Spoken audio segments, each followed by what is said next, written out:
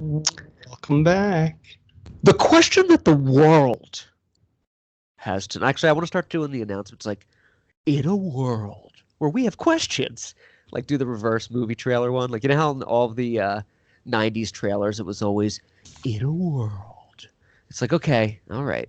Very original. In a world. Or that's how every movie trailer in the 90s started. It was one of two things. It was either in a world, or it was meet Jack. If it was like upbeat, it was always they're always telling you to meet somebody.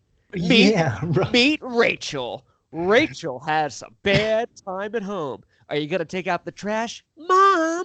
Meet Jack. Jack's gay. Or it was just, I think they did that perfectly in Tropic Thunder. oh yeah, And I mean, I don't remember how they did like the voice guy part of it, but when Ben Stiller at the end says something like, "Who left the refrigerator open?" Like some stupid, cheesy line that like was said in those movies at that time always a great tag. that Right. now are so bad. Um, But the question that the world has right, tonight is, of back to course, the hot press release drop of Spider-Man and the deal that they made, an epic deal that was announced only hours ago, and you're hearing it here for the first time on Comic-Jon. John, what the hell Matt. is going on? The comic book gods are smiling upon us. The geek gods are toasting chalices of Mountain Dew and Jolt Cola. And Mead. Notice I said the geek gods, not the Greek gods. The geek gods, my friend. They are partying hard this weekend. In a span of 48 hours, the nerd world was flipped on its head, then flipped again, landing safely on its feet with two groundbreaking announcements from the one and only Kevin Feige. Wednesday morning, we woke up to the news that the head of Marvel Studios, Kevin Feige, will be producing a new Star Wars movie. Right. You've hinted at this on the very first episode of Comic-Jon. You didn't necessarily say this was going to happen, but you said because Kevin has done so much stuff. Yeah. Kevin, like I know him. He was over earlier having some coffee. Good Kev was friend. over.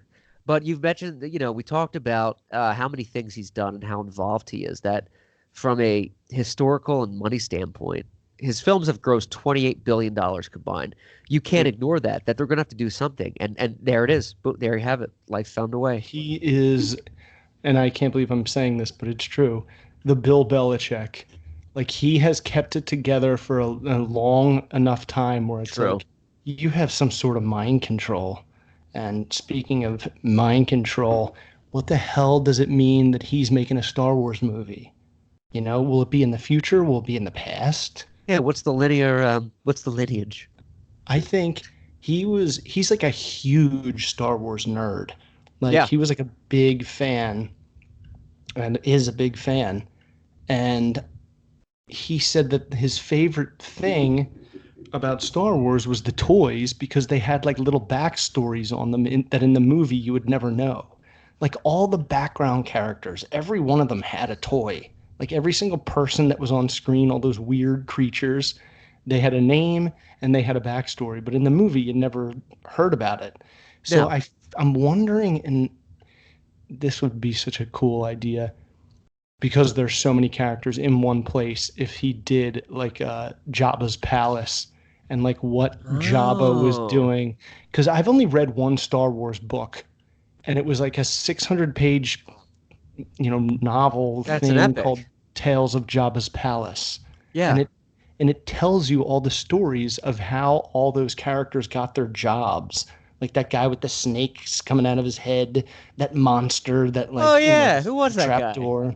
Who was that snake guy? I had his action figure as a kid. He was so scary. That's a deep cut right there. His name is Bib Fortuna. Bib Fortuna. Yeah, he was awesome.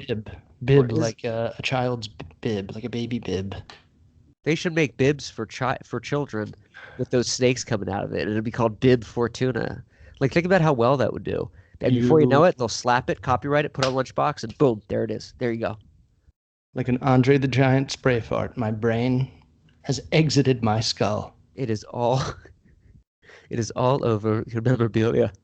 And a lot of people like to say, this means Kevin Feige's going to leave the MCU. It's like he'll leave it, but everyone that he's left in charge, they're all Feige disciples. You know, they all worship, as do I, at the shrine of Feige. So it's not like he's leaving the MCU in horrible hands. He's just moving on to something else. And I Yeah. can't think of any better place for him to go since JJ is going over to DC and then Kevin Feige to come in and kind of keep Star Wars alive. It makes sense though, because JJ, everything he touches is gold. So it's time for him to like touch a new enterprise, for good or for bad, whatever you make of that. But he's leaving it in good hands, and the direction should be familiar yet different, if that makes any sense. Like it's going to be something I feel that's fresh like a ripely picked breast. I mean tomato. Like it'll be. I think it's a good move. Few options were on the table. So I'm not 100% sure if this is even confirmed. Someone leave a comment in the comments section if this is confirmed or not. But I believe J.J. Abrams and Bad Robot signed like a $500 million deal with Warner Brothers to be the Kevin Feige of DC movies. The DC is Batman, Superman, Wonder Woman, Aquaman, all those people, Flash.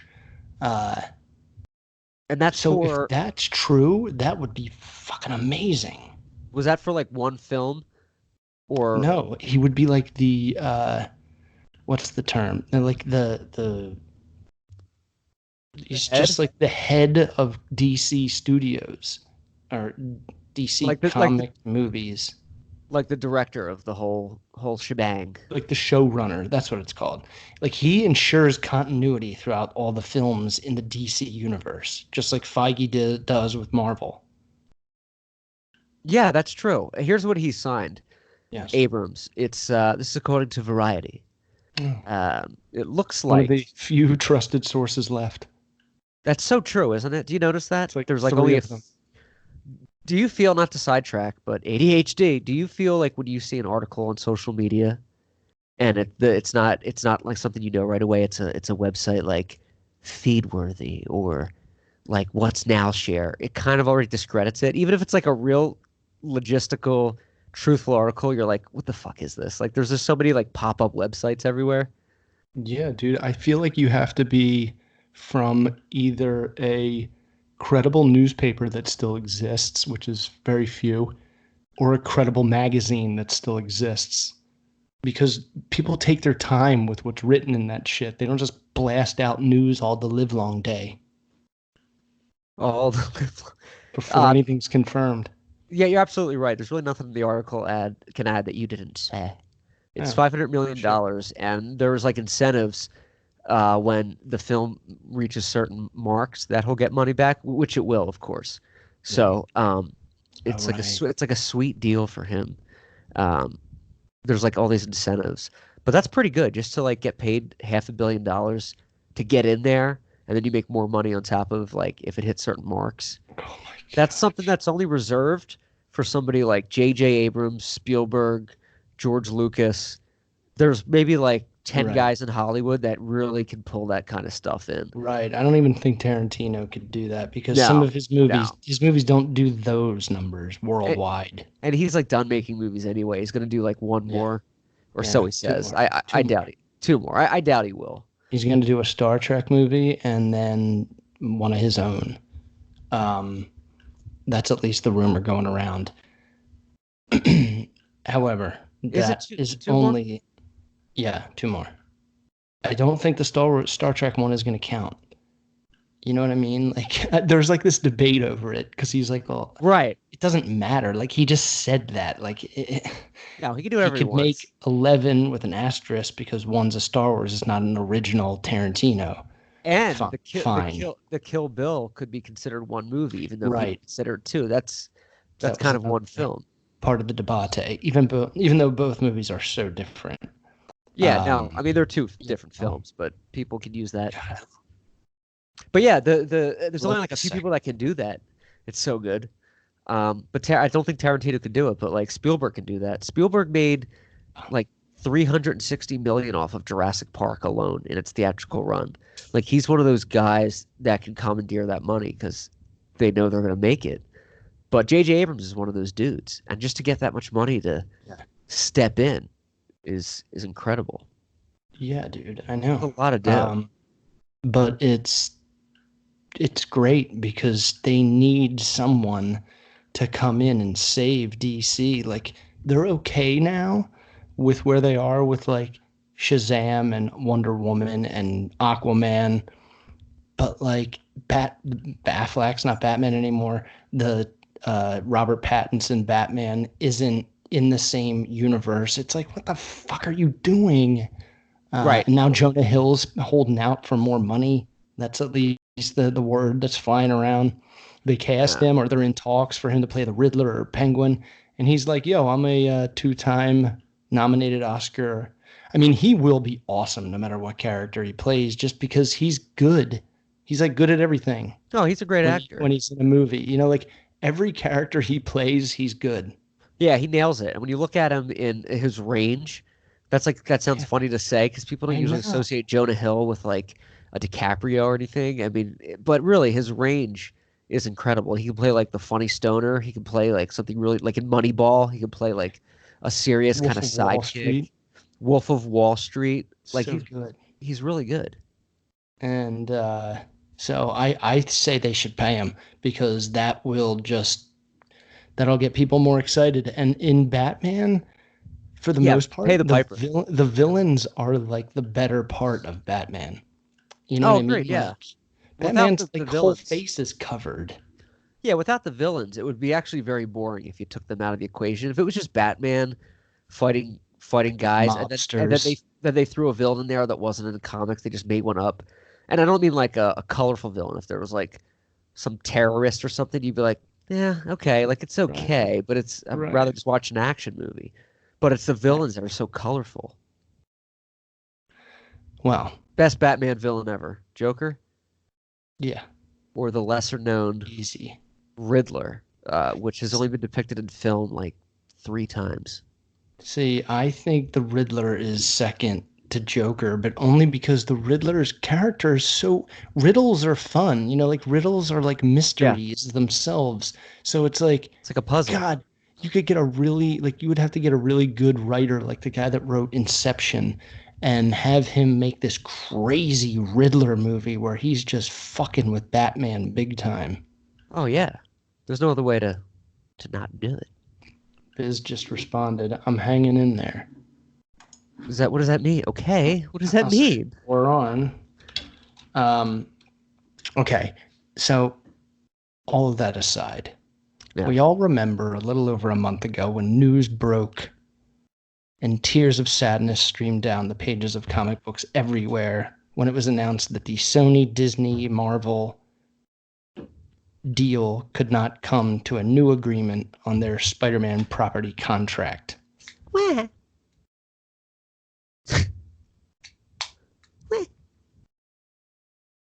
Ending what will always be remembered as the greatest era in comic book movie history.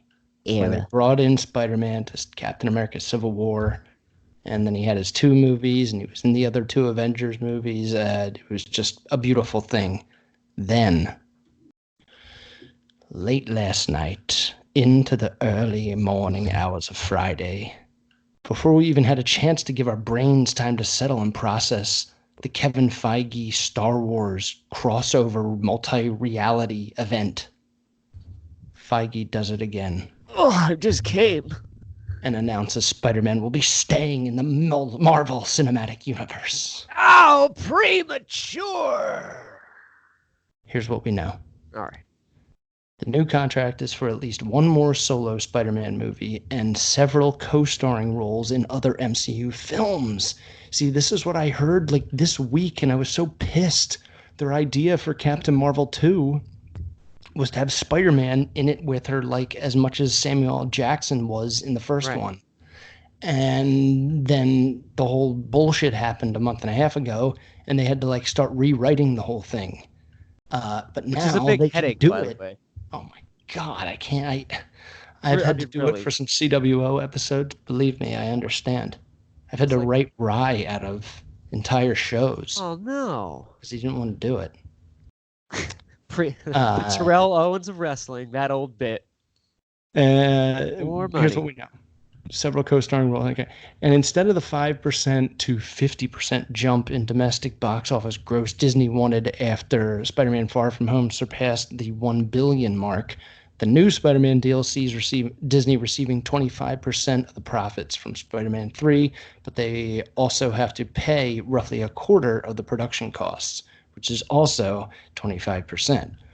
Marvel released an official press statement confirming that Spider-Man 3 would be released in July 2021 and that Tom Holland would be reprising the role in one further MCU feature film. The initial negotiations between Disney and Sony fell through when the House of Mouse reportedly pitched for up to 50% of the profits, as I stated earlier. Fundamentally, they are the ones who own Spider-Man's film rights, Sony. And they were also very publicly beginning to develop their own plans for the Spider-Man in Venom verse. Hopefully, further details of the negotiations and final agreement will emerge soon.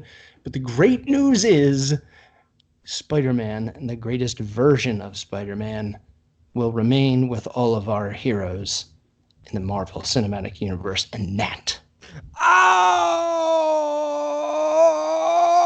Oh, that's a geyser. is Comics with John. And Yeah. cut. That was really, really good.